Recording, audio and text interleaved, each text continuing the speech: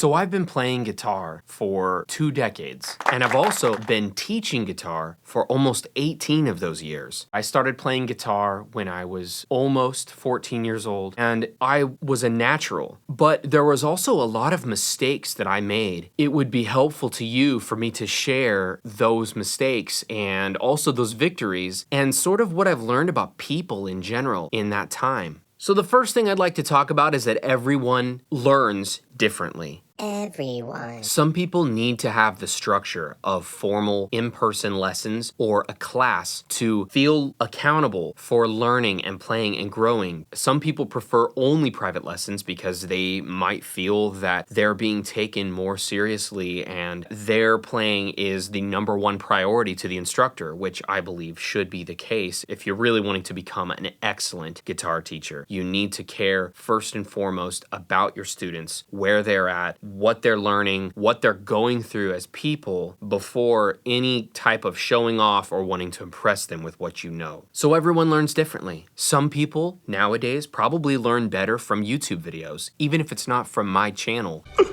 Some people learn completely by ear, some people have to have a textbook in front of them, and some people like a combination of both. Some people Like to have private lessons, they like to have YouTube videos, and they like to be a part of a class or a group setting where they can be challenged. Whatever the case may be, everyone learns differently because, well, let's face it, everyone's different. Being an individual is a good thing. What people consider to be good music varies greatly. In my time as a guitar teacher, as a guitar player, as a studio musician, as a producer, and as a music artist, I have met so many different people from so many different walks of life that all have different opinions on what good music is. Some people think that only popular music is good music. Some people think that only underground music is good music. Some people believe that only classical music is a true form of music. And I'm here to say music, just like any other art form, is in the eye and the ear of the beholder. I would caveat a quote from Beethoven: "To play a wrong note is insignificant, but to play without passion is inexcusable." I believe that wholeheartedly. Any art form that is pushing some sort of agenda of politics or religion, or you can tell it's some sort of tool to try and persuade people to think a different way, versus just being an act of expression and pouring your heart and your soul and your life experiences into something. To me, that's what makes music great. But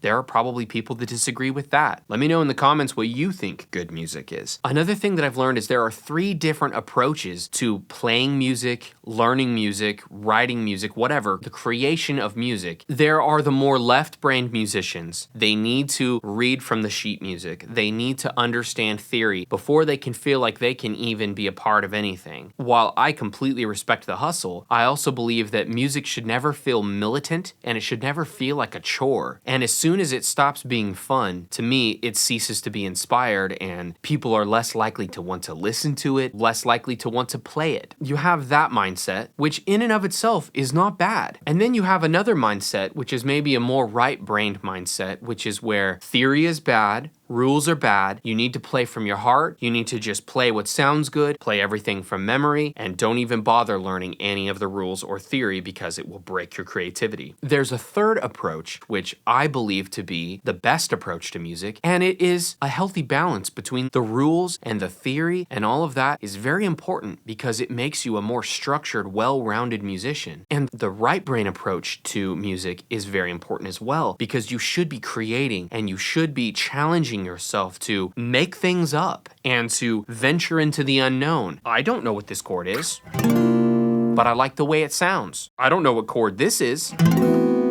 but I could learn it and I could tell you and I could break it down one note at a time because I've paid attention to the theory and the rules. But at the same time, I just like how that chord sounds and I'm gonna go with my gut on it. Let us know what your approach is to music. Are you more left-brained? Are you more right-brained? Or do you feel like your approach to music is somewhere in the middle? Let us know. Another thing that I have learned is that all people want to belong, and people want to belong to a group, just like the metalcore musicians want to belong to the metalcore musicians, and the jazz musicians want to be respected by the jazz musicians, and the singer-songwriter types want to be respected and they want to be heard, and people in general are tribal people, and that's not a bad thing. We generally, as people, gravitate towards other people that think and reason the way we do and express themselves similarly. That's part of the magic of music in general. We have punk, we have rap, we have metal, we have country. All of it has a place, and yes, all of it has a value, whether or not we think it does, whether or not I think it has value, whether or not you think it has value. There is a place for all music, even the stuff we don't think is good. If it's coming from an inspired place and it's genuine, there's somebody out there that is more than likely going to resonate with it. And probably the last thing that I've noticed as an instructor and musician is that age doesn't really matter when it comes to playing music or learning music. I have worked with people who are as young as 5 that have perfect pitch, and I've worked with musicians that have been playing for 40 or 50 years that still can't tell me what a G chord is. Not that one is better than the other, but the age has nothing to do with it. It's all about the time poured into the craft. It's all about the dedication, the willingness to sacrifice in other areas of life where maybe some people generally don't, in order to get better, in order to play more shows, in order to push your career forward, or if it's just a hobby, in order to push your hobby forward. It's really not so much about age, and it's really about experience. There's no replacement for the experience of playing on stage. There's no replacement for the experience of making a YouTube video or making lots of YouTube videos and sharing them with the world and receiving criticism and receiving feedback that you probably don't want to hear. I'm probably going to get comments on this video that I don't want to see, but I'm going to take them and I'm going to absorb them and I'm going to learn from them, whether for better or for worse. I hope that you found this video interesting. I hope it helped you in some small way. The music instructor in me hopes that you'll practice hard and you'll spend 70 minutes or more per week practicing your instrument. The music producer in me hopes that you'll get inspired and that you'll work harder at the craft of songwriting and making something that's inspired and enigmatic and full of energy and life. And the music artist in me just wants everyone to get along, just wants world peace, wants to solve all the issues, but knowing that we're just people. We're not perfect and we're not ever going to be perfect, and that's okay. Thank you so much for watching this video. Thank you for engaging with this channel. Please like, subscribe, leave a comment, and let me know what other kinds of videos you'd like to see here. Thank you so much, and I'll see you on the next video.